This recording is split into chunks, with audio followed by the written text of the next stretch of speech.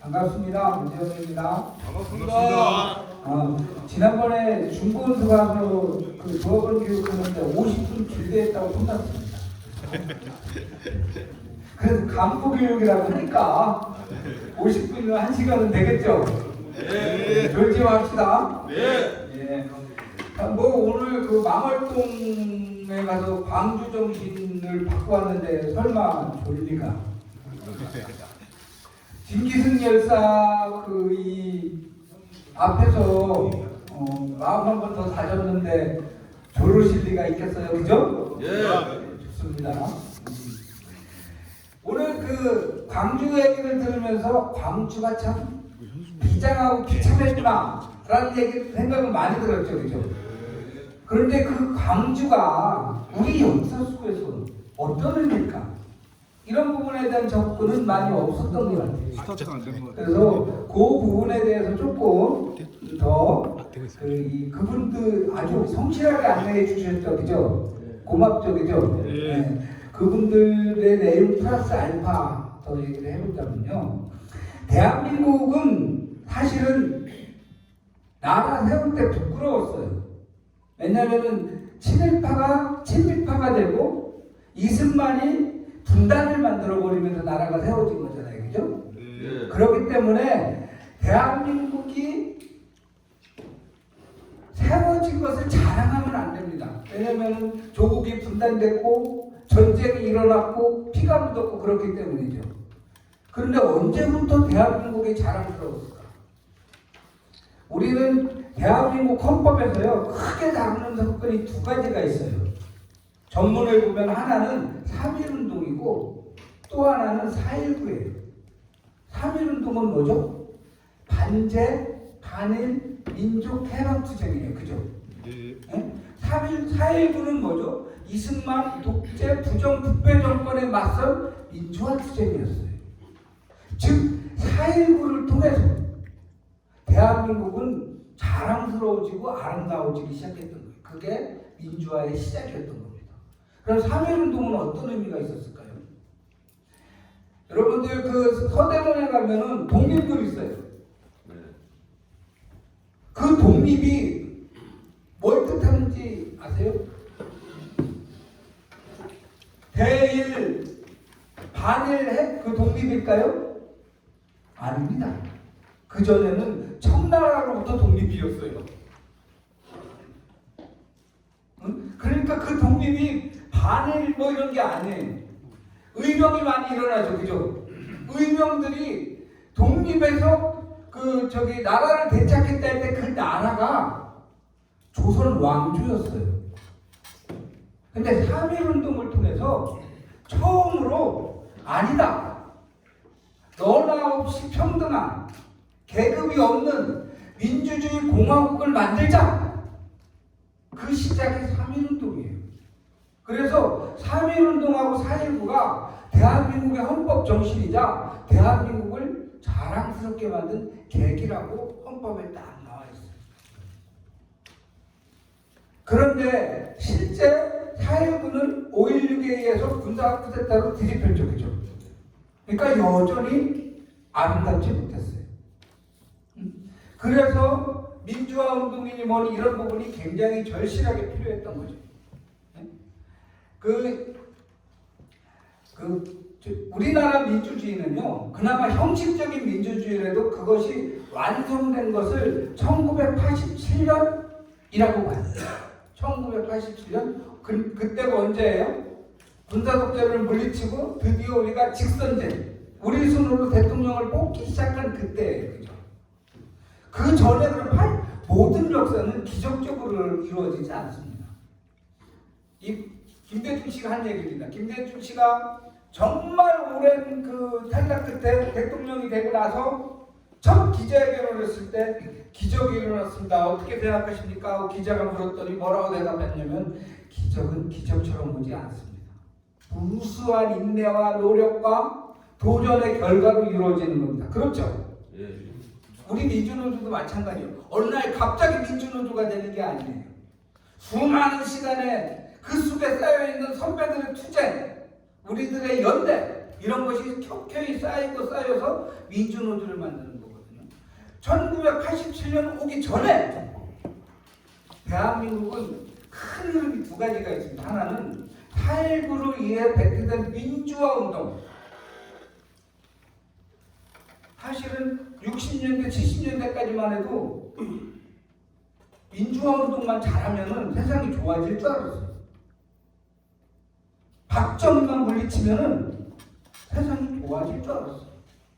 그때가 80년, 79년 11월부터 80년 5월, 광주 5월 전까지 다들 들떴을 때입니다. 이제 문민정부 만들고 뭐 만들어서 그 좋은 세상 될 거야. 그런데 전두환이가 2중 쿠데타를 한 겁니다. 12.12 때 군대를 장악하고 5.17 때 전국으로 계엄령 확보를 하면서 다 죽여버려 까주면 이렇게 됐던 겁니다. 그래서 처음 받았던 이 간절한 민주화에 대한 기대가 싹 문드러졌습니다. 사실은 5월 15일 날 서울에서 대학생들이 모든 총학생에서 모여가지고 서울역 집회에서 15만 명이 모였다는 거예요. 굉장히 많이 모인 거예요. 그때 계속 싸울 거냐? 아니면은 이만큼 힘을 보여줬으니까 좀 기다리자. 여기서 물러설 거냐 갖고 치열하게 논쟁을 했습니다. 그때 각종 그 계엄군이나 그 공수부대는 너는 어느 대학 맡아, 너는 어느 대학 맡아 역할 분담 딱 해갖고 이제 쳐버리겠다. 딱 그런 거예요. 그런데 5월 15일 날 이화여대에서 만난 총학생장들을 중심으로 후퇴를 해요. 후퇴를 하니까 공격 목표가 사라졌죠. 그죠? 공격 목표 사라지니까 어디로 그거를 찍은 거냐면 광주로 찍은 거예요. 지방에. 호남. 김대중. 우리가 기득권들이 공격할 모든 초점은 거기에 있는 거예요. 그래서 거기다 그냥 찍어 박아버린 거. 만약에 그때 광주 시민들이 저항하지 못했다고 한다면요, 1987년은 없었을 거예요. 근데 저항을 했어요. 이게 굉장히 중요합니다. 근데 어떻게 저항을 했느냐면요, 사실 광주항쟁도 두 가지 흐름이 있어요. 하나는 똑같아요. 5월 15일 그 서울역 집회 끝나고 나서 더 싸워야 될 파와 이제 이 정도는 대타파가 있었다고 했잖아요, 그죠? 이 정도면 대타파의 핵심적인 그 주창자가 누구냐면은 신재철이라고 하는 당시의 서울대 총학생장, 나중에 국회의원 되는 안양에서, 또 하나는 김부겸이라고 최근에 그 문재인 정권 때 국무총리 했던 이 사람들이 서울대 이른바 운동권 학생들을 이렇게 대표하면서 이렇게 설정했었던 이런 부분들인데, 이들의 말이 통하면서 사실은 기가 산 거예요. 이 전두환은 봐라, 우리가 어비게 하면 이놈들이 쫀다, 밀고 가자, 이렇게 했었던 거거든요. 그런데 광주가 총을 들고 저항을 하거든요. 이게 중요해요. 총을 들었었잖아요. 그죠? 죽이니까. 아까 그 맨 처음에 돌아가신 분이 귀가 어두우셨던 분이라고 했잖아요. 꼼짝마 손 들어. 근데 안 들린 거야. 그러니까 죽인 거예요. 말 안 들었다고. 구체적인 상황은 하나도 안 보죠. 거기에 다 쫄아갖고 아무도 저항을 안 했다고 한다면 큰일 났죠. 그런데 시민군이 조축되면서 마지막 도청에 우리가 죽어야지 역사가 산다. 이렇게 윤상현이나 그 당시에 이런 분들이 이렇게 결심을 한 거예요. 근데 대다수는 총을 걷어서 대형군한테 주고 우리 다시 협상하자 그랬어요. 90%는 광주 정치인의 대다수의 광주 시민들은 위대하지만요, 그 안으로 구체적으로 들어가면은 그 안에서도 90%는 무서우니까 그만 싸우자 봐. 10%는 무서우니까 싸워야 된다. 이 무서움을 영원하게 만들 거냐? 안 된다. 지금 용기를 내야지. 우리는 저도 다음에는 이긴다. 이랬던 거. 그랬는데 느닷없이 다른 게 드러나죠. 아까 광주항쟁을 했더니 미국이 항공모함을 보냈대. 그래서 광주 시민들 만세를 불렀어요. 이제 미국이 우리한테 와서 우리의 절실한 마음, 민주주의를 위한 우리 마음을 지켜주겠구나 했는데 아니야. 전두환을 지켜줬어요. 민주화운동만으로 안 되네? 우리가 자주화해야 되겠구나. 분단으로 뻘떡하면 빨갱으로 몰아서 죽이네? 와, 이거 통일도 돼야 되겠구나. 이런 과제에 대해서 눈을 뜨게 된 거예요. 응? 그리고 이 부분에서 제일 중요한 게 뭐냐면은 광주 하나로는 안 되는구나. 전국이 일어나야 되겠구나 또 깨달았죠. 1987년 6월 항쟁의 가장 큰 특징이 뭐예요? 전국에서 일어나는 거예요. 역사에서 배운 거예요. 그런데 그래도 못 이겼어요. 맹점이 있었죠. 가장 큰 맹점이 뭐였을 것 같아요? 역사의 주인이 누구냐? 이 부분에서 우리는 결심을 못 내렸어요. 왜? 6.25 때 한국전쟁 때 노동조합의 노자만들을 다 죽여버렸잖아요. 그죠? 노동자 민중이 정치적으로 주인이 못 됐어요. 그리고 그 힘은 지금까지도 진행되고 있죠. 그죠? 1번 아니면 2번, 1번 아니면 2번. 우리 이렇게밖에 정치를 못 선택했어요. 그러니까 아무리 죽을 잘 써도 다 개가 먹어.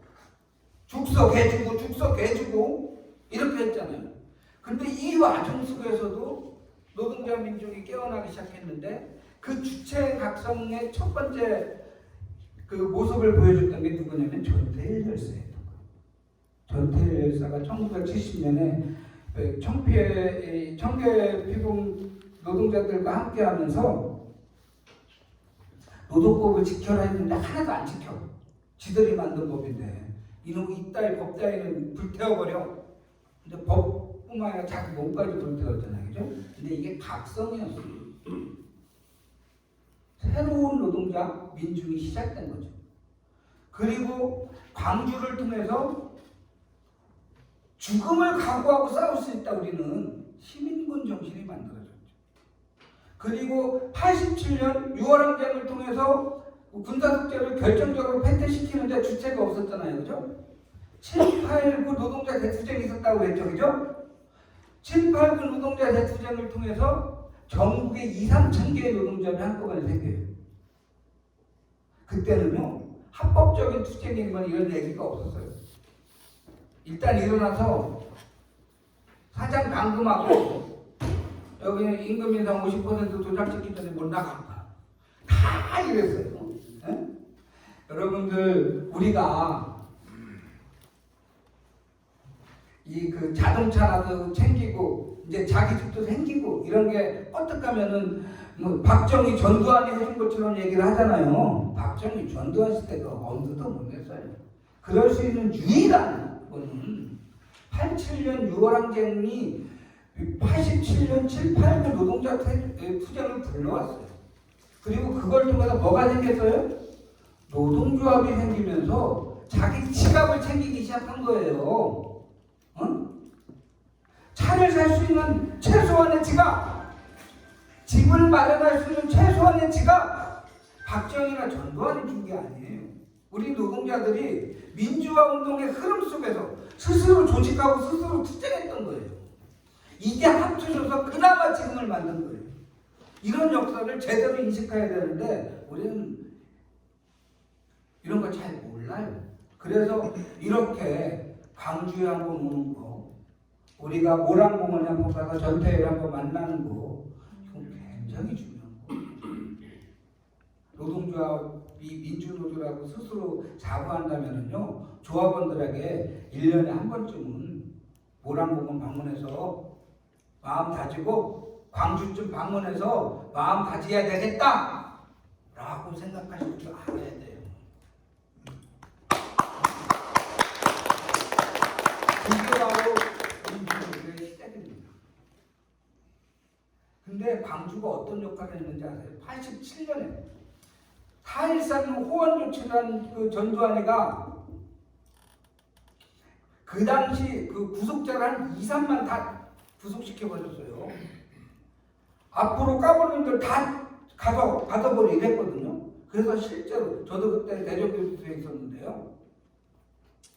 싸울 사람이 다 들어왔으니까 이게 어떡하면 좋냐. 싸울 사람도 없는데 이랬는데 싸움은 사람이 싸우는 게 아니더라고요. 흐름이 있어요. 우리 민중들, 우리 국민들 어리석지 않아요. 앞장서 총대 매지 않아도 유월항쟁이 일어나더라고요. 놀라운 일이죠. 이때 그 전두환이가 친위 쿠데타를 기획했어요. 네? 젊은 그 군대 간부들한테 제2 하나회를 그 맥락을 통해서 너네가 나라 이 혼란을 극복하고 나라를 위해서 쿠데타를 일으켜라. 그리고 나를 상황으로 보시고 2차 군사 정권을 해라 이랬어요.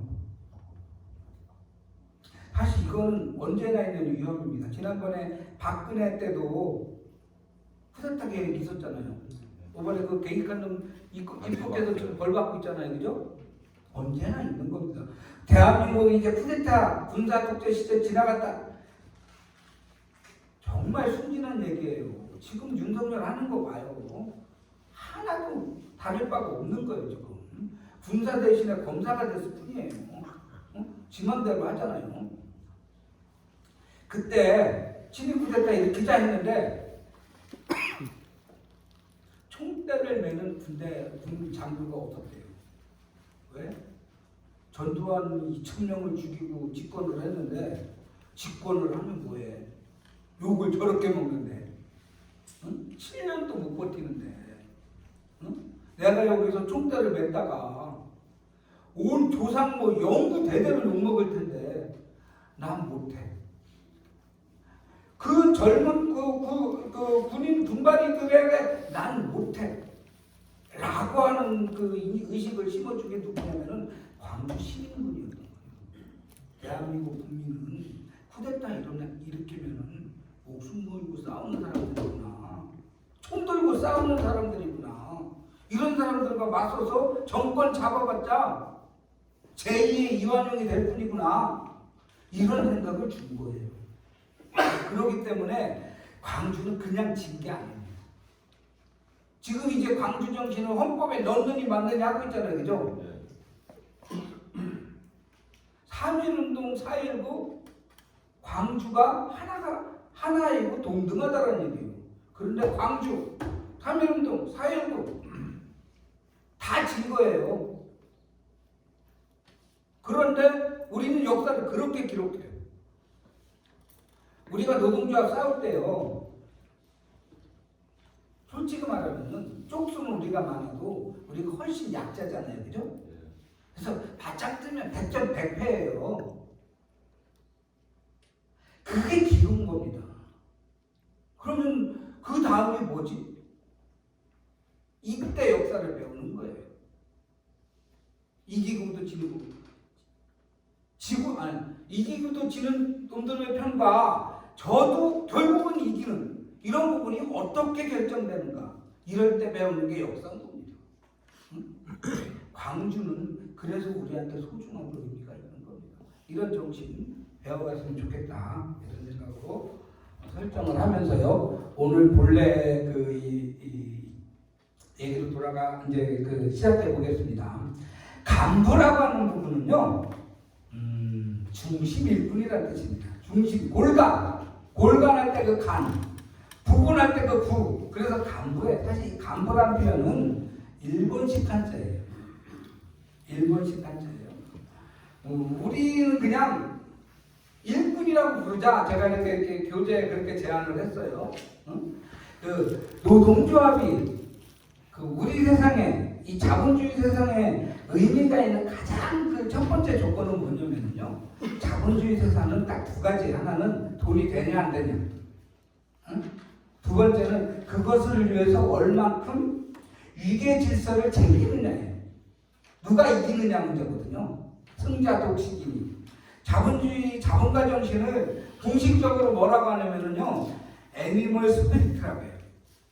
좋게 표현하면 동물적 감각, 솔직하게 표현하면 동물이 돼야 이긴다는 거예요.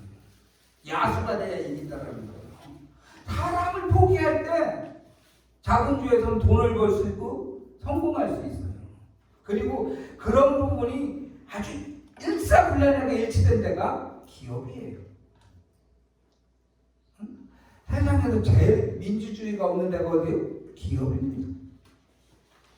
대통령, 국회의원, 도지사, 구청장 우리가 다 뽑아요. 부장님, 과장님 못 뽑아요. 어떻게 된 겁니까?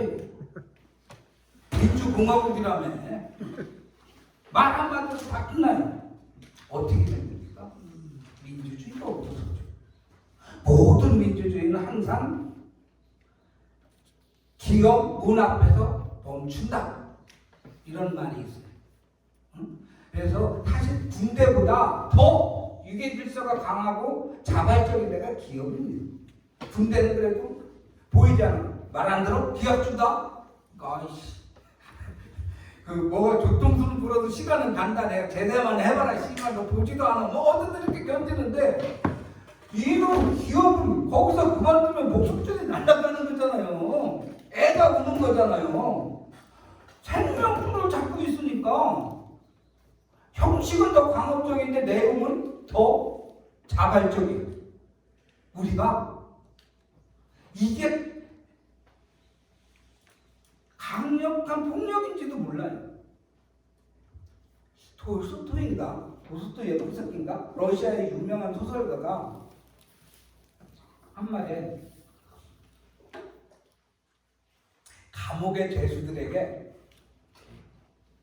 탈출하지 않고 감옥살이를 순종하게 하는 최고의 방법은 거기가 감옥인 줄 모르게 하는 거예요.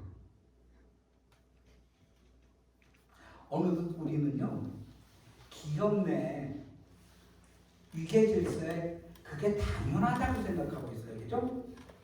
응? 보통 우리 그런 얘기 하잖아요. 남의 돈 먹기가 이렇게 쉬워. 우리 돈 퍼주고 있는 거예요. 우리가 이런 거 못 찾아와서 이윤이 생긴 거라고. 근데 우리가 무슨 남의 돈을 퍼먹고 있어요. 그런데 우리 인식 속에서는 강력하게 남의 돈 먹기가 쉬워. 그럼 뭐예요? 눈치 보고 요령 있게 줄 잘 서고, 이게 지혜잖아요. 그죠? 거기에 아닙니다. 사랑은 동등합니다. 사랑은 수직적인 관계가 아니라 수평적인 관계입니다. 그래야지만 서로 존중하고 존경하고 잘 살 수 있습니다. 라는 첫 번째 문제 제기를 하는 것이 노동조합입니다. 노동조합은요, 이 인간관계를 수평적으로 만드는 거예요. 수직이 아니라는 거예요. 그래서 노조위원장이 된다고 해서 갑자기 높은 사람이 되는 게 아니에요. 더 일을 많이 할 사람이 되는 거예요. 응? 그건 마치 가족에서, 물론 이제 폭력적인 집안은 좀 다르지만, 부모가 됐다라는 거는 지위가 높아진 게 아니고 쎄 빠지게 고생한다는 거잖아요. 그죠? 어? 세상에 신간 제일 편한 게 누구예요? 막내들이잖아요. 그죠? 우리가 인생을 살면서 언제 교섭력이 제일 높은지 아십니까? 말도 필요 없고 논리도 필요 없고 이유도 필요 없어. 언제 것 같아요? 갓난아기 때가 제일 막강합니다. 그렇지. 울기만 하면 됩니다. 알아서 자기들 내가 배고파서 우는지 배 아파서 우는지 부모가 다 알아서 해야 되는 거야. 응? 우리 노동자들은, 민중들은 지인은 애기나 똑같아요. 그죠? 일은 다 하지만. 그래서 우리는 잘 울어야 돼. 우리 이 사회에서 제대로 교섭력을 갖고 항상 제대로 울어야 되는데, 이놈의 사회에서는 막내일수록 책임감이 많아요. 눈치도 많이 보고. 그죠? 기업에서는 사장일수록 책임감 하나도 없어. 응? 이게 거꾸로 됐어요. 응? 이 위계 질서가 그대로 노동조합에서 연장된다 그러면 이게 회사지 그게 노동조합이에요. 노동조합의 가장 큰 특징은 우리는 서로 동등하게 존엄한 사람이고 서로를 존중해야 된다는 걸 인정하는 거예요. 이게 노동조합의 의미입니다. 그러니 노동조합을 대표하는 사람들은 지위가 높은 간부나 높으신 분이 아니라 먼저 나와서 옛날에 학교 다닐 때 주전자를 물 떠다 놓고 청소 먼저 하는 우리 주번이라고 불렀어요? 당번이라고 불렀어요? 당번. 그게 바로 노조 간부의 역할입니다. 그런데 우리는 그렇지 않아요. 아직도 그게 뭐라고 마치 만장이라도 찬 것처럼. 특히 서로 간에 이권 다툼을 하기 시작하면은 서로가 서로를 그렇게 보잖아요. 그죠? 응? 그러니까 항상 문제는 뭐냐면요. 누가 어떤 사람을 욕한다 그러면은 저 새끼 나쁜 놈이야 그러면 저 새끼가 그 공금을 뿌려 쳐먹으려고 한 지가 그랬다는 얘기예요. 지가 그러니까 남도 그런다고 생각하는 거야. 아니? 그러니 무슨 존중이 생기겠어요. 그래서 노동조합의 간부는 지위가 높은 상사가 아니고 다시 말할게요. 일꾼입니다. 예. 그 생각 꼭 해야지만이 평등해지는 거예요. 평등해지는 겁니다. 그 다음에 그럼에도 불구하고 부모 같은 존재라고 했잖아요. 그죠? 예. 부모는 뭐예요? 쎄 빠지게 책임지는 사람들이야. 응? 그 막내는 에이씨 하고 가출할 수 있어. 근데 부모가 가출하면 어떻게 되죠? 다 죽어요. 집안이 이미 붕괴된 거예요. 그죠? 근데 이것도 만만치 않아. 우리가 노동조합 간부 좀 하다 보면은 이거 맨날 나만 독박 쓰는 것 같아. 욕은 욕대로 먹고 응? 뭐 하라는 그렇게 많고 말이야. 어디 가자고 맨날 그러고 나 안 해. 이렇게 되잖아요. 그죠? 잘하고 있는데 잘함이 문제가 되는 거예요. 그죠? 왜 모범스럽게 잘하고 있는 게 독박이라고 생각할까? 그게 자본주의 기본 상식이라고 해요. 계급이 존재하는 사회에서 그 지배하는 계급의 가장 큰 특징은 뭔지 알아요? 군림하는 겁니다. 군림. 군림한다라는 건 뭐냐면은 남 시킨다라는 거예요. 우리 식으로 표현할게요. 기생충이 된다는 거예요. 자기는 일 안 하면서 친구도 놓고 빨아먹겠다 이러는 거. 그런데 노동조합이 돼갖고 간부가 되면 뭐야? 그 바쁘기만 더 하고 책임만 더. 노동조합 만들어서 간부가 되면 지도 기생충이 될 거라는 생각을 하니까 독박의식이 있는 거예요. 조금이라도 더 부려먹고 조금이라도 더 군림하려고 하니까 이래서 문제가 되는 거거든요. 우리는 어떤 상황을 만날 때마다 자연으로부터 지혜를 얻습니다. 자연으로부터 지혜를 얻어요. 간부는 어떤 때 필요하냐? 나무를 한번 봅시다. 나무.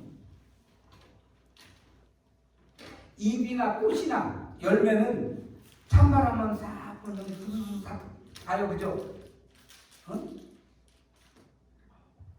줄기나 이 부분은 찬바람, 눈보라 다 맞아야 돼요. 그죠? 간부란 그런 겁니다. 그래서 가장 어렵고 힘들 때 아니지 그 전에 먼저 그 얘기 먼저 해야 되겠다.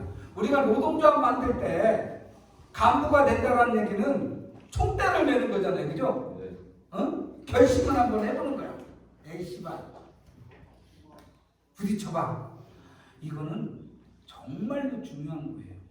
우리나라는 동학 농민들이 청나라와 일본군 그리고 고종과 민비의 총칼과 기만 속에서 쓰러지고 난 다음에 일본의 지배를 받아 미국의 지배를 받아 군사 독재의 지배를 받아 지금 돈의 지배를 받고 있어요. 지배만 받아. 그들한테 눈치를 보며 살살살살 살지 않는 한 상대가 고생하는 거예요. 응? 그러다 보니까 우리나라 최고의 사랑과 지혜는 뭐냐면은 괜히 나섰다가 너만 다쳐. 응? 중간이나 뒤에 서 있어.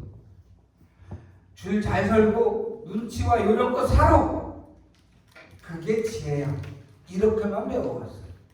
용기를 내라, 불의에 저항하라. 이것이 집안 상대를 말아 쳐먹으려고 작심을 했나? 이렇게 구박을 받았어요. 그런데 민주노조를 하겠다고 결심하는 순간 100년의 한국 역사와 맞짱 거예요.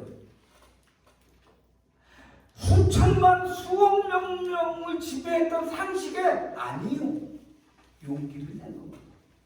그래서 항상 제가 민주노총으로 오신 분들 조합원교육 시작할 때 당신들은 정말 우리 사회 최대치의 용기를 내준 훌륭한 분이니까 자기를 위해 박수 한번 치자 이렇게 얘기를 하거든요. 여기에 간부로 와 계신 거는 거기에 플러스 한 번 더 용기를 낸 거잖아요. 그죠? 총대도 메고 인내도 하겠다. 그런데 간부 여러분, 간부가 삐쳐갖고 씨발 나도 안 해 그러면은 따뜻한 봄날이 와도 입은 안 피고 꽃은 오지 않습니다. 이 변덕스러운 현장, 변덕스러운 조합원, 더 못마땅한 피조합원들, 이들이 나무로 보면요, 나무는 잎이고 꽃이고 열매예요. 이들은 날씨가 좋으면 붙지만 좀 어려워지면 떨어져 나갑니다. 그런데 안 중요할 것 같죠? 나무가 성장시키는 것은 바로 그들이고요. 나무에서 그 꽃을 피고 씨앗을 매달아서 새로운 그 노조 나무를 만드는 이런 힘은 또 거기에 있는 겁니다. 그래서 우리가 중요한 게 아니에요. 당신들이 믿지 못할 짜증이 나는 그 조합원, 비조합원들에게 좋은 시기, 우리가 제대로 단결하면은 우리는 새로운 생명을 만들어낼 수 있어. 나는 더 커질 수 있어. 이 가능성, 이 믿음의 근거가 되는 겁니다. 그러니까 간부는요, 부모와 같아서 짜증을 낼 수도 있고 화를 낼 수도 있지만 포기해서는 안 됩니다. 에이씨, 나 들어가네.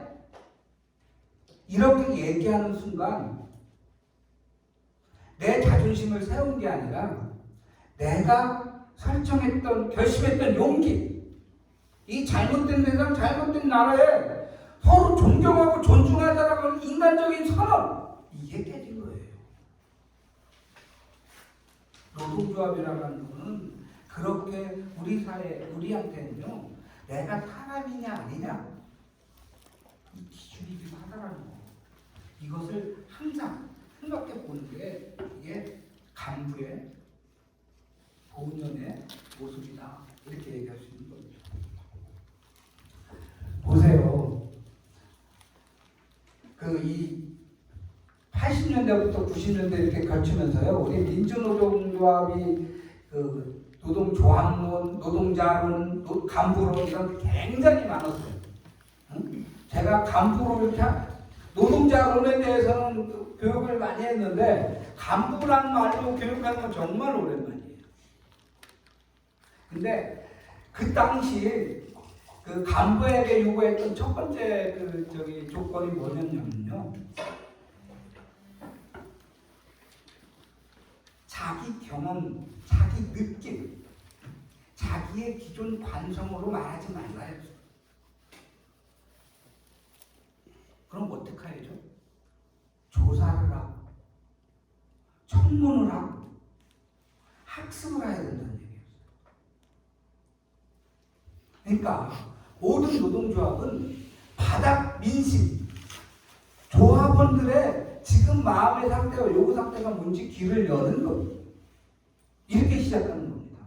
근데 우리가 이제 노동조합 조금 하면은 돈밥이 불러가잖아요. 그죠? 짬밥이 늘어요. 그죠?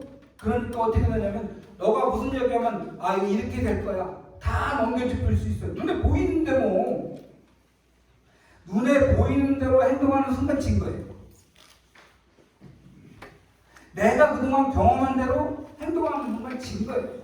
유명한 얘기 있잖아요. 코끼리 장님들이 만져 코를 만든 그 장님은 코끼리가 아 뱀처럼 생겼구나. 다리를 만든 그 장님은 코끼리가 기둥처럼 생겼구나. 이 등 쪽을 만든 그 장님은 코끼리가 벽처럼 생겼구나. 각자 따로 생각했어요. 이 경험을 모으면 코끼리를 그려낼 수 있을 텐데 자기 경험만 믿고 코끼리는 벽이라니까. 내가 경험했어. 그 코끼리는 기둥이야. 내가 직접 만졌는데 이때는 경험이 제일 큰 문제예요. 내가 이렇게 신문에서 봤어. 뭐 자기의 기존 생각을 이렇게 강조하는 거 있잖아요. 이게 독단과 독설의 시작이에요. 그걸 우리는 전형적으로 지랄하고 있는 한 사람을 보고 있잖아요. 누구? 윤석열. 지가 검사 시절에 이것을 다 하고 있는 거잖아요. 내가 생각하는 게 틀리다, 그러다를 얘기하려고 하는 게 아니에요.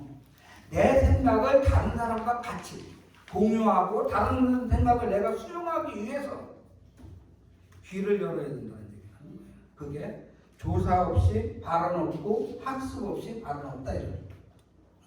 왜 설문조사를 하고 왜 총회를 하고 왜 대의원을 뽑고 이러는가 하면은요, 이거는 밑바닥, 그러니까 이게 질서가 아니에요. 위에서 아래로 내려 뻗는 게 아니고 위에서 샘물처럼 올라가면 이게 근본의 힘이 돼야 된다. 요게 바로 노동조합의 번째 힘인 거예요. 수평, 우리는 동등하다, 밑으로부터 올라간다, 이게 노동조합의 구성 원리예요. 이런 부분을 지탱해주는 틀, 이게 간부인 거죠. 그러니까 자기 말과 자기 마음보다 자기 귀, 자기 눈, 이런 걸 믿을 줄 알아야 되는 거예요. 답답해하지 말고 설득해야 돼. 제가 맨날 그 얘기 하잖아요. 우리 상담에 오시는 분들은 딱 두 가지 얘기를 해요. 내가 무슨 얘기하면, 아이고 소장님은 우리 회사 사정을 몰라서 그래요. 머리에 똥만 차갖고요. 그런 얘기 하나도 안 통해요. 또 하나, 자기 얘기할 때는 저는 열심히 일한 죄밖에 없어요. 둘 다 죄예요. 다른 사람을 머리에 똥 만든 사람으로 폄하했잖아요. 그죠? 당연히 죄죠. 응? 용기 내지 않고 해고당하도록 말 잘 듣다가 해고당했으면은 30%의 죄가 있는 거예요. 그죠? 70%는 회사가 못했다고 하더라도. 응? 그래서 열심히 일한 죄밖에 없어요. 그러면 단연코 얘기해 줍니다. 그게 죄입니다. 왜 미리 저항하고, 왜 미리 생각하고, 왜 미리 이의제기 안 하셨습니까? 그러니까 당한 거 아닙니까? 이렇게 되는 건데, 그게 쉽지 않아요. 아까도 말했죠. 우리나라 100년 역사를 뒤집는 것이고, 수천만의 상식과 싸워서 나오는 용기니까 말은 이렇게 쉽게 해도요, 사실은 우리 사무실에 와갖고 목구멍이 커서 싸움도 안 해 이런 사람보다 찾아오신 분이 베개 한 사람처럼 귀한 사람입니다. 정말. 오시는 분이 귀한 거예요. 노조를 생각하는 것이 귀한 거예요. 그래서 내가 아무리 답답해도 그분들의 답답한 마음을 먼저 들어야 돼. 이 생각 꼭 하셨으면 좋겠고요. 그래서 이제 방법론입니다.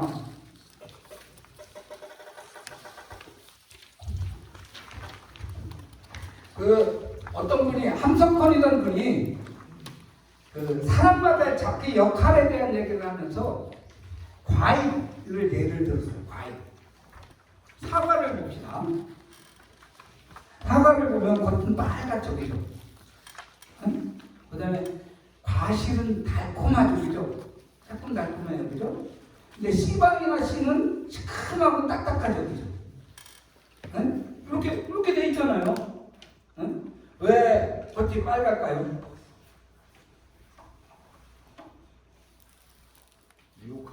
유혹하기 위해서. 그렇습니다. 나 맛있어, 나 먹어.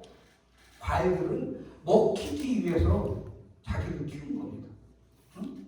그래서 그 눈만 화려하고 쓰면 안 먹을 거 아닙니까? 그죠? 과실은 더 달콤합니다. 어디까지 먹어야 되니까? 씨앗까지 먹어야 되니까. 응? 근데 씨앗이 맛있어갖고 그것까지 씹혀서 삭혀버리면은 다음이 없죠. 그죠? 그러니까 씨앗은 맹랑합니다. 단단합니다.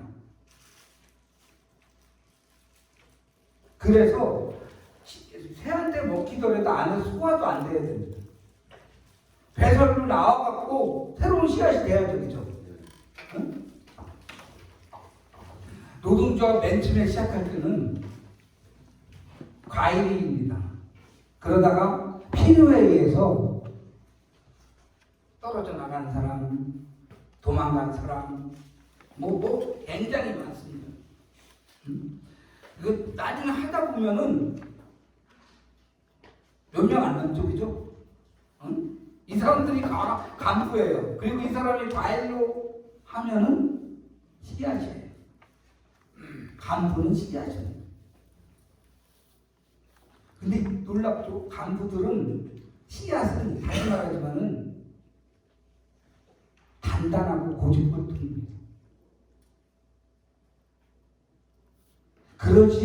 그러야만이 회사, 돈, 권력으로부터 자기 자존심을 지킬 수 있기 때문입니다. 그래서 사실은 왜 우리는 우리끼리 이렇게 맨날 싸우고 맨날 고집불통이 그래 막 이렇게 서로 이렇게 좀 속상해하잖아요, 그죠? 근데 그건 불가피한 요소가 있는 거예요. 간부가 됐다는 부분은 고집이 있어야 돼요. 응? 강단이 있어야 되거든요. 그래야지 이 더러운 세상에 녹아나질 않는 거예요. 그래야지 새로운 씨앗을 맞잖아요, 그죠? 자, 그러니까 간부 여러분, 간부는요 새로운 씨앗이기 때문에 단단해야 됩니다. 자기 신념이 있어야 됩니다. 상황을 잘 파악해야 됩니다. 그래서 아까 뭐라 했죠? 공부해야 된다는 얘기했어요. 학습을 해야 된다. 조사를 해야 된다. 학습을 해야 된다. 응? 그 다음에 상황이 딱 도착했을 때 이 정세 판단을 해야 되거든요. 간부라고 하는 부분을 또 다른 지원으로 얘기하면요, 스스로 판단할 수 있는 사람이에요. 조합원들은 헷갈려. 어떻게 해야지? 어떤 게 좋아? 이러는데 간부는 아무리 어려운 조건이라도 이게 우리가 사는 길이야, 이게 나만 사는 길이 아니라 함께 사는 길이야 라고 하는 판단을 할 줄 알아야 돼요. 그래야지만이 우리가 보는 가장 보편적인 못된 간부상, 완장으로만 간부를 여기는 사람들, 이 사람들의 가장 큰 특징은 모든 게 다 핑계. 이래서 안 돼요, 저래서 안 돼요, 뭐 어떻게 해서 안 돼요, 안 돼요, 안 돼요, 안 돼요. 핑계만 찾적이죠. 근데 진짜 간부는 방법을 찾아야 돼요. 정말 어렵고 힘들다. 그렇다고 하더라도 길이 뭐지? 우리가 맨수처럼 공격하는 시점이 아니라고 한다면은 우리가 단단하게 단결을 해서 우리를 지킬 수 있는 고슴도치가 되는 방법은 뭐지? 우리가 정말로 객관적으로 어렵다 그러면은 우리는 우리끼리 단결을 해서 고슴도치처럼 우리의 촉수를 무기화해야 되는 거예요. 미치광이, 산미치광이, 고슴도치, 얘네는 작아도 힘도 없어요. 그래도 웬만하면 안 먹히죠, 그죠? 왜? 털을 세울 줄 아니까. 그 방법을 찾는 것에 대한 함께하는 고민,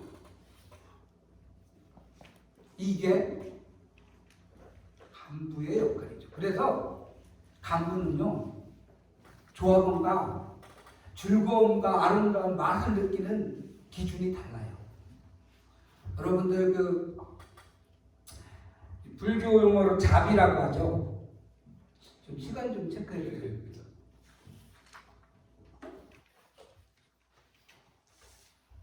자는 엄마가 잘 먹어서 젖이 풍부해요. 그래서 애기한테 젖을 줬는데 애가 배가 불러갖고 너무 행복하게 자는 모습을 보는 엄마의 마음 표정이 자예요. 사랑 자. 비는 뭘까요? 슬플 비자를 쓰잖아요. 비. 못 먹어서 젖이 쫄았어요. 애가 아무리 젖을 빨아도 배가 안 불러. 마른 목구를 앙앙 애를 바라보는 엄마의 마음과 눈, 그 표정이 비예요. 그게 합쳐서, 그러니까 좋은 것만 하는 게 자비가 아니고 즐거울 때나 슬플 때나 한결같이 자식을 사랑하는 마음, 이게 엄마의 마음. 그래서 이제 우리 그런 얘기 흔히 하잖아요. 사랑할 때도 그렇잖아요. 너가 먹는 것만 봐도 나 배불러 그러죠, 그죠? 그죠? 그런 얘기 하잖아요. 그때가 부처님이 되고 예수님이 된 순간입니다, 여러분. 응? 그래서 간부들은 그 마음이 돼야 돼. 조합원이 배부르게 먹는 것만 봐도 내 배가 불러. 그래서 우리한테 맛은 일부는 맛이라고 해요. 일부는 맛. 조합원들은 사실은 아직 총대를 제대로 매본 적이 없기 때문에 가능한 한 누리려고 하잖아요. 그죠? 응? 그래서 일반 대중은 누리는 맛에 혹하게 맞아요. 그런데 노동조합을 했다는 얘기는 용기를 냈다는 걸 했잖아요. 여기 이 사람들은 깨치고 나가고 읽어야지만이 맛을 느낄 수가 있는 거예요. 그 차이가 있는 겁니다. 이게 아까 총대를 맬 줄 알아야 된다는 부분의 연장선상에 있는 간부가 가져야 될 특성인 거예요. 누리는 맛에 너무 현혹되지 마십시오. 그거는 다시 내가 애가 되는 거야. 응? 누리는 맛에 현혹돼 갖고 일구는 맛을 잊어버리면은 인간이 가장 도파민이 많이 분비되는 순간, 가장 쾌락을 느끼는 순간이 언제인 줄 아세요? 마약 맞을 때예요. 쾌락으로 보면, 즐거움으로 보면 마약 중독자들이 가장 극치를 느껴요. 하지만 그 결과는 병이고, 하지만 그 결과는 파괴잖아요. 그죠? 왜? 일구는 맛, 노력하는 맛, 싸우는 맛을 모르기 때문이죠. 다시 말씀드리지만 애써야지만이 거기서 나타난 건강한 즐거움, 사는 맛, 이런 게 생긴다라는 것, 노동조합을 통해서 우리가 만들어내야 됩니다. 조금만 지나면 처음에 이 노동조합 만들 때는 아샤아샤 당겨주자 목소리 높다가 한 몇 개월만 지나면 슬슬 이제 지부장 조교원들 저로 가자 뭐 이렇게 하고 막 피날려갖고 막 그러잖아요. 그죠? 왜? 익숙해졌기 때문입니다. 그래서 쉼 없이 사실 우리는 긴장을 해야 돼요. 이 노동조합은 항상 말씀드리지만은 한판 도박이나 복권이 아닙니다. 매일 짓는 농사랑 똑같아요. 어떤 농사는 흉년이 될 수 있고 어떤 농사는 풍년이 될 수 있죠. 그죠? 그런데 풍년 됐다고 끝난 것도 아니고 흉년 됐다고 끝난 것도 아니에요. 내년에 또 지어야 되잖아요. 그죠? 근데 그게 안 돼. 예를 들어 봅시다. 여기 계신 분들의 추수시기 이번에 지났죠? 여러분들의 추수시기가 언제예요? 인단도 시기예요. 그때가 추수잖아요. 그죠? 근데 내가 보기에 지부장만 토론회장에 가서 한번 봉부림 했을 뿐 부직갱이로부터 못한 것 같은데. 저다 왔어요. 감이 왔어요? 정말로 우리의 1년 농사, 1년 성과가 결정되는 그 순간 우리는 소수민주니까 무기력하니까 할 일이 없을 거예요. 이럴 때 한 번 더 생각하는데 간부의 몫입니다. 알겠습니다. 우리 단사의 상황에 대해서 많이 얘기를 길게 하잖아요. 지금 윤석열이 노동법 개혁하겠다고 얘기를 하고 있어요. 근데 말로는 개혁이래. 그죠? 그래서 개혁한다고 사람까지 죽인 거예요. 근데 우리가 그 부분에 대해서 분노를 하거나 행동하지 않은 노동적 간부라면 아주 간단하게 얘기를 할게요. 요번에 걔네가 요구하는 것이 우리한테 구체적으로 주휴 없애겠다는 겁니다. 주휴 일주일에 하루 일당 그거 없애겠다는 겁니다.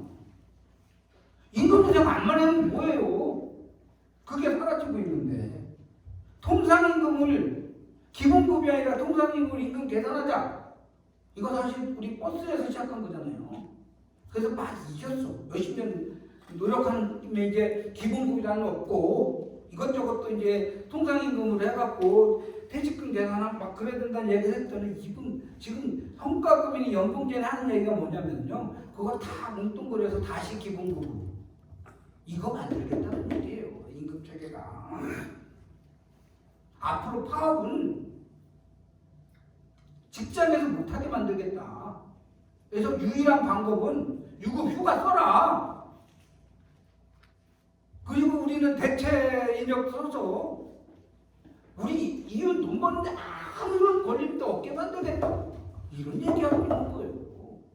얼마나 끔찍한 겁니까? 지금 눈앞에 임금 따위가 중요한 게 아니에요. 근데 우리 이렇게 중대한 문제에 대해서 제대로 생각하거나 행동하거나 작동하지 않아요. 왜? 그게 무슨 의미인지 공부하지 않으니까. 그러면 조합원이지 간부가 아닙니다.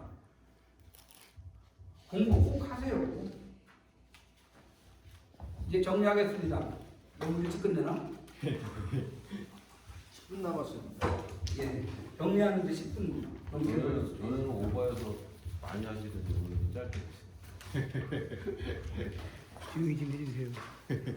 감이 듭니다. 감이.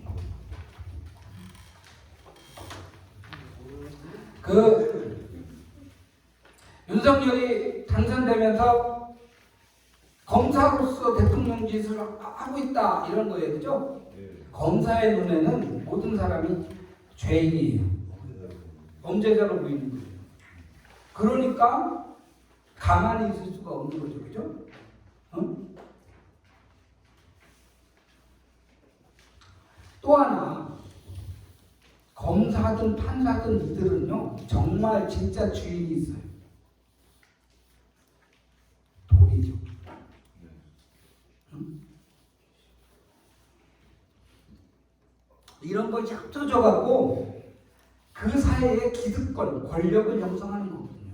권력이 만들어졌다는 얘기는 법, 질서, 형식, 절차라고 하는 것은 아래 것들의 몫일 뿐이에요. 윗 것들은 그거로부터 자유로운. 그래서 자유민주예요. 자유민주주의를 우리는 흔히 많이 들었잖아요, 그죠? 자유민주주의라는 말이 언제쯤 만들어졌을까요? 냉정시대 때. 거의 정답에 가까웠고 미국이 민주주의였던 선진국이라고 하잖아요, 그죠? 근데 1900년 전까지 미국 역사를 보는데 민주주의라는 말이 없어요. 우리는 뭐 국민을 위한 뭐 정부 뭐라는 링컨의 말이나 뭐 그 독립선언세 뭐 이런 것을 민주주의라고 하잖아요. 예? 거기에 민주주의라는 개념이 없어요. 처음으로 자유민주주의니 민주주의라는 이름을 내걸고 미국이 나왔을 때가 언제냐면요. 스페인과 전쟁에서 이기고 그러면서 이제 캘리포니아, 텍사스 여기가 다 옛날에 멕시코 땅이었어요. 거기까지 다 먹어요. 드디어 대서양에서 시작해갖고 서부로 해갖고 태평양까지 왔어요. 응? 자기 땅을 다 먹었지. 그런데 가진 자들은 욕심이 끝이 없는 거죠, 그죠? 예? 가진 자들의 욕심이 끝이 없는 거예요. 더 나가야 되죠. 더 나가는 부분 속에서 1차적인 스페인에서 싸워서 이긴 거잖아요, 그죠? 스페인 식민지를 미국이 먹습니다. 응? 그 과정 속에서 뭐가 나오냐면 카스라 테프트 조약 같은 게 나오는 겁니다. 카스라 테프트 조약 들어보신 적 있어요? 미국 놈하고 일본 놈하고 외국 책임자들이 몰래 만나갖고 필리핀은 미국이 먹을 테니까 조선은 니네가 먹어라 협약을 한 거예요.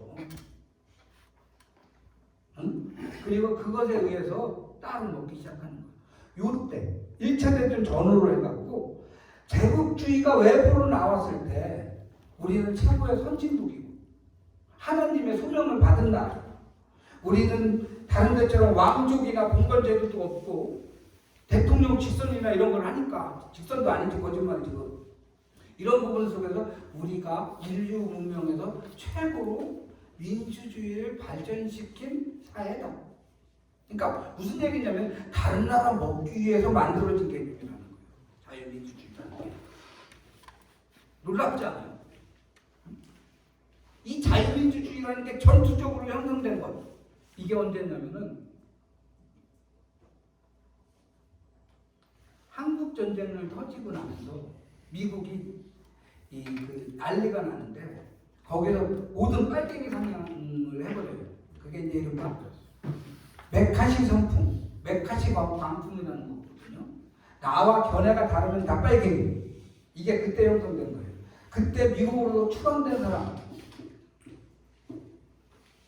찰리 채플린이라고 알아요? 빨갱이라고 추방돼요. 아인슈타인 알아요? 빨갱이라고 추방돼요. 헬렌 케서라고 알아요? 빨갱이라고 고립돼요. 자기와 견해가 다르면 다 빨갱이. 이거는 메카시 광풍, 미친 시절에 만들어진 개념이에요. 그러니까 이승만도 자유민주주의, 박정희도 쿠데타 일으킬 때 자유민주주의, 전두환도 광주 죽일 때 자유민주주의, 지금 윤석열도 자유민주주의 하는 거예요. 자유민주주의라는 말이 나쁘다는 얘기를 하는 게 아니고 민주주의나 노동조합의 공통점이 뭐냐면요, 아래로부터의 힘, 이걸 믿는다는 거예요. 위로부터의 힘이 아니고. 근데 이 부분에 있어서 자유민주주의는 한 번도 아래로부터 힘을 대표한 적이 없어요. 법과 질서를 지키기 위해서. 내 말을 들어라. 우리 오는 사이에 어제 1박 2일 군수무조하고 비정규직 이재그만이 대법에 가갖고 너네 좀 빨리 판결 좀 해라, 나쁜 놈들아. 그 항의를 한 거예요.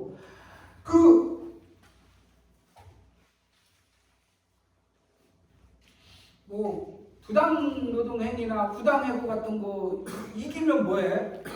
이기는데 막 7년 8년 걸리면 그냥 우리 사실 목말라 죽어버리는 거잖아요. 그렇잖아요.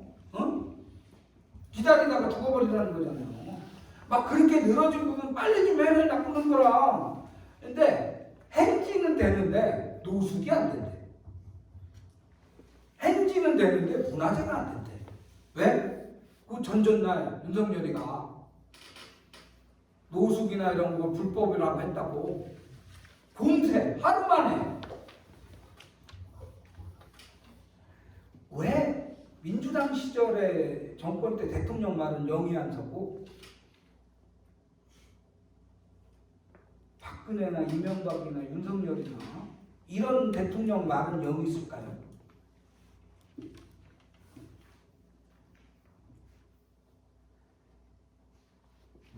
민주당 정권이 하는 부분은 기득권의 입장에서는 대립할 수 있다고 보는 건데, 이쪽 대통령들이 딱 들어서는 순간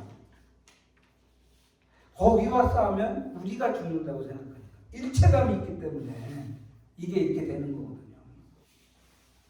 그래서 원래 민주주의에 이렇게 캡을 붙이면요, 민주주의가 아니에요. 한국적 민주주의라고 들어보셨어요? 예? 뭐예요?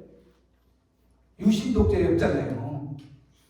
그냥 민주주의면 민주주의지 한국적 붙이니까 이상해지죠, 그죠?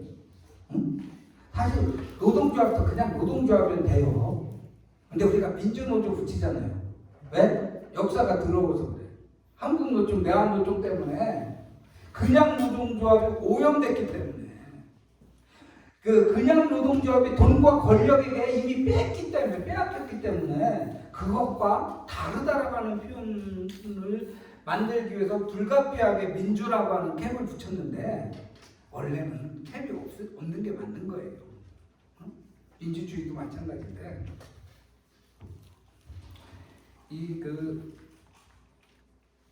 저희 노동조합을 통해서 여러분들 우리가 딱 저는 이제 두 가지 예만 들고서 저기 하려고 해요. 이 노동조합의 힘으로 집권을 한 경우들은 꽤 많아요. 대표적으로 노동조합의 힘으로 집권한 데가 어디냐면은 북유럽이에요. 우리가 복지국가라고 하는데 가진 자들이 정권을 잡아서 정치를 해서 만드는 적이 한 번도 없어요. 거기에 오랫동안 집권한 사람들은 노동조합이 만든 정당에서 정치를 했기 때문에, 그래서 자본주의에 충실하다고 하더라도 노동자들, 노동조합이나 이런 힘들이 정치적 힘을 발휘할 때 복지가 만들어지고 좋은 세상이 만들어지는 거예요. 우리가 우리 힘도 없는데 의지해갖고 1번이나 2번이나 누가 되면 좋을 거라? 개똥 같은 얘기예요. 우리 힘이 없는데 누가 우리 말을 들어줘? 아까 노무현 얘기 들었잖아요, 그죠? 네? 그 다음에 최근에는 베네수엘라에 차베스라는 사람이 있어요. 군인인데 민중화돼서 그럴 수도 있어요, 그죠? 그 다음에 또 누가 있느냐면은 브라질의 룰라. 이 사람은 금속노조 위원장 출신이에요. 초등학교 졸업했나? 졸업하지도 못했을 거예요. 근데 노동자가 집권을 했어요. 이 정도 경험은 있어야지 그 사회가 조금이라도 좋아져요. 사실은 일본이나 미국보다는 한국이 더 좋아질 가능성이 커요. 왜냐하면 미국이나 일본은 백성들이 정권을 뒤집어 엎은 적이 없어. 그러니까 갈수록 민주주의라고 말만 하지 더 팽팽화될 거예요. 그래서 한국은 지난번에 촛불이든 뭐 뒤집어 엎잖아요, 그죠? 훨씬 역동성이 큰 거예요. 이 차베스가 대통령이 된 다음에 한 얘기 중에 대표적인 게 뭐냐면은, 그 전에 베네수엘라 대통령들은 빈곤 문제를 해결하겠습니다 해놓고서는 빈곤 문제를 줄인다고 빈민을 죽였어요. 그래서 숫자가 줄어들면 해결됐다고 믿는 거야.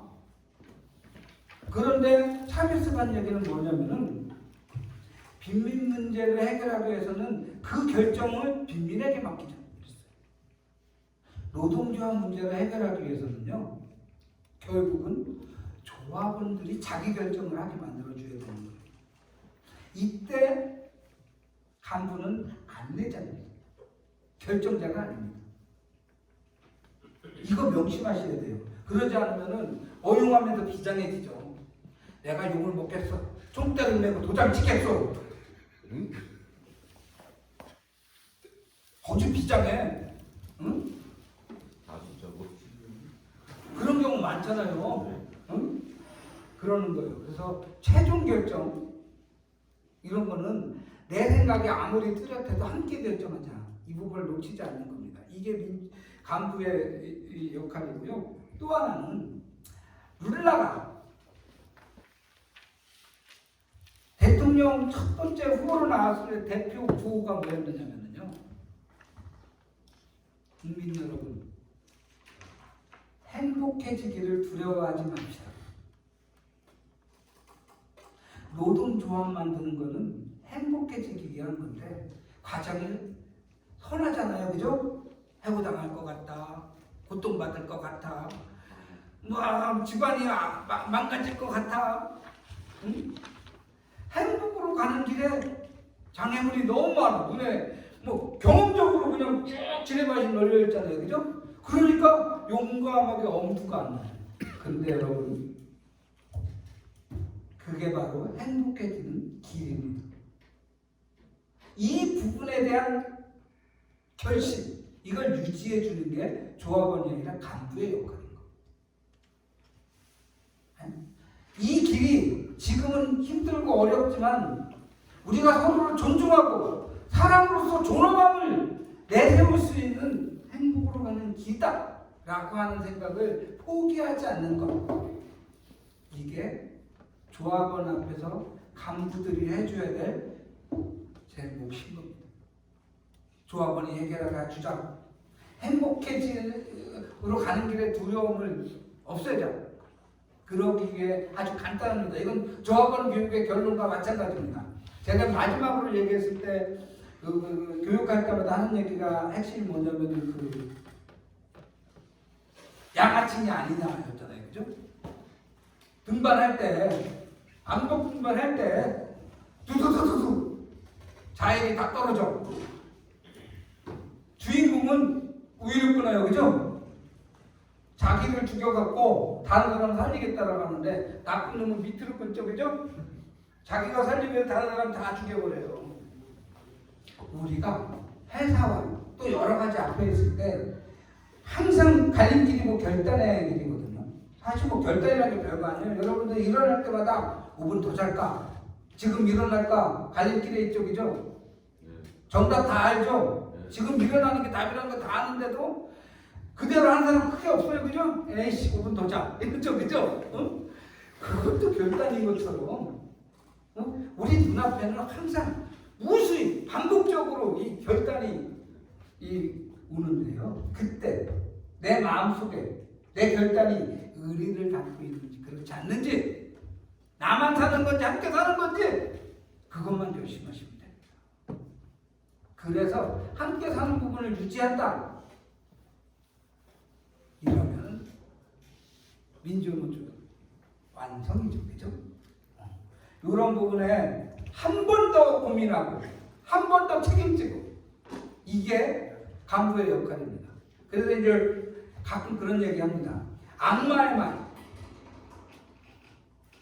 천사의 말이 항상 우리 마음속에 있답니다. 악마의 말은 찜이야랍니다. 찜이야. 나 찜이야. 요번 한번 찜이야. 안 가도 되지? 찜이야가 간부로 가는 길에 가장 큰 악마의 묘비고, 천사의 말은 만이라도, 요번 한 번만이라도, 나 하나만이라도, 한 번만이라도 더 해보자. 그 마음이 천사의 말이라는 겁니다. 내 마음속의 갈등에서, 이 흑백에서 어느 것이 이길 것인가, 이거는 한마디로 말할게요. 그 사람의 존엄성, 자존심의 문제입니다. 양희동 열사가 유서에 공갈이라는 자존심상에서 살 수가 없다 그랬어요, 그죠?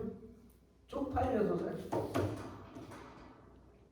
중대한 말입니다. 아까 안내인들이 현대중국, 그러니까 두발 자유와 이게 인간에 적은 것처럼 양희동 열사가 나는 나만 살기 위한 양아치가 아니야, 이 선언을 하는 겁니다.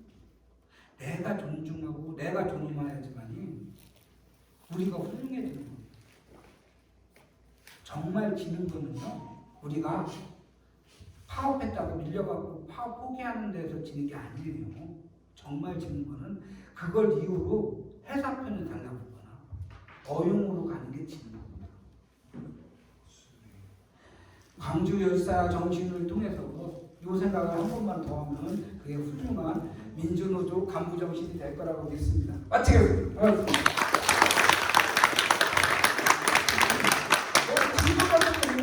오늘 없겠지만 근데 어째 아까 제가 말씀드렸고 나는 많은 말 시켜버려. 갑자기 왜? 가오만 안 왔다 했지. 그 얘기를 딱 여기서 해당이 나는데 내가 안 받아버렸잖아. 뭔가 찔리는 게 있나 보죠? 오늘 강의가 성공했습니다. 예, 마치겠습니다. 고맙습니다. 네, 노동자 간부라고 하는 부분이 오늘 강의를 듣는 것도 많은 것을 느꼈을 것 같아요. 근데 저는 개인적으로 물론 좀 반성하게 된 부분도 많은 것 같아요. 근데 이런 거 있는 것 같아요. 어떤 결정을 할 때 이건 도움이 될지 모르겠습니다. 내가 진정으로 하기 싫은 걸 결정하면 뭐 하더라고요.